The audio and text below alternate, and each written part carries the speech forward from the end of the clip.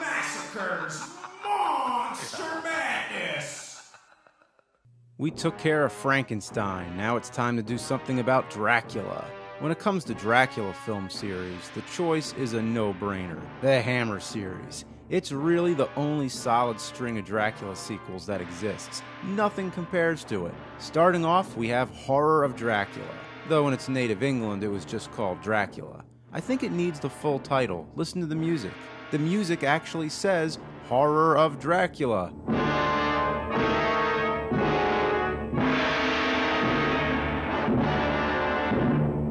It was the first color Dracula movie, and they don't waste any time showing some blood. Who's bleeding? What's bleeding? Why is it dripping on the coffin? Who cares? It's gratuitous colored blood. Audiences hadn't seen anything like it. As far as the storyline is concerned, it's not that special. It's another abridged retelling of Dracula. The 1931 classic with Bela Lugosi strayed far from the Bram Stoker novel, but the basic gist was the same.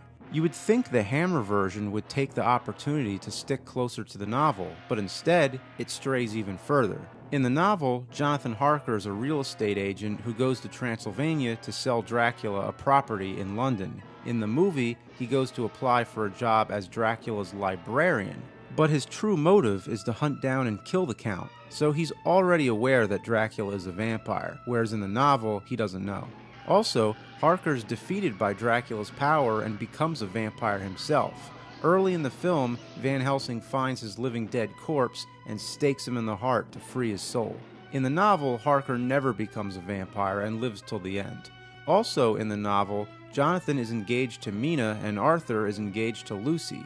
But in the movie here, they swapped the relationships around. Now Jonathan is engaged to Lucy and Arthur is married to Mina. Don't you love being confused for no good reason? In the novel, Dracula has the ability to shapeshift, but in the movie, he doesn't do anything of the sort. He doesn't even turn into a bat like the Lugosi version. He also never travels on boat to England. The one most glaring thing omitted was the character Renfield. Dracula?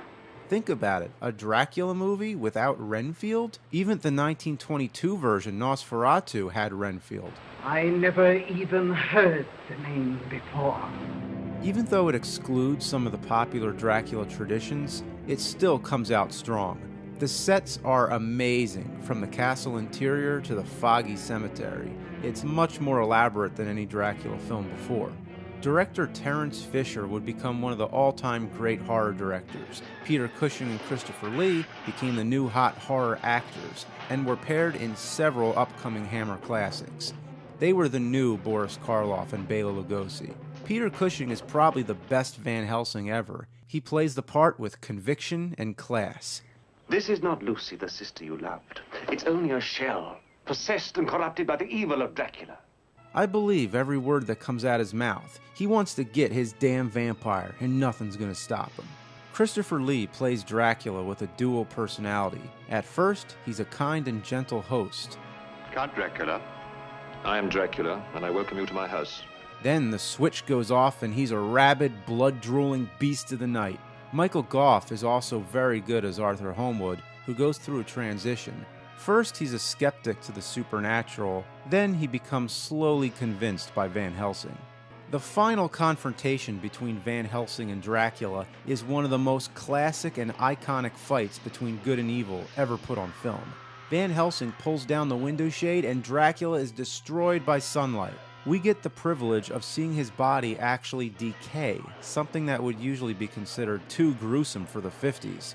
In fact, Hammer had a long fight with the censors and had to remove many of the shots where Dracula's face is decomposing. Somebody in Japan has found an old film print of the missing shots. They're working on getting it restored and clearing the legal bullshit. Hopefully we can see these missing shots one day because it would mean a lot for film history and special effects in general. Even without these extra shots, you don't notice whatever you're missing. It's still an impressive vampire death scene. But Dracula wasn't dead for good. Christopher Lee played Dracula more times on screen than anybody else. In total, 7 movies. And that's just for Hammer. He also played the Count in the Italian Jesus Franco film Bram Stoker's Count Dracula. and he was also in a French comedy called Dracula and Son. But we're going to focus on the Hammer series, so get ready, that's 6 Dracula sequels coming up.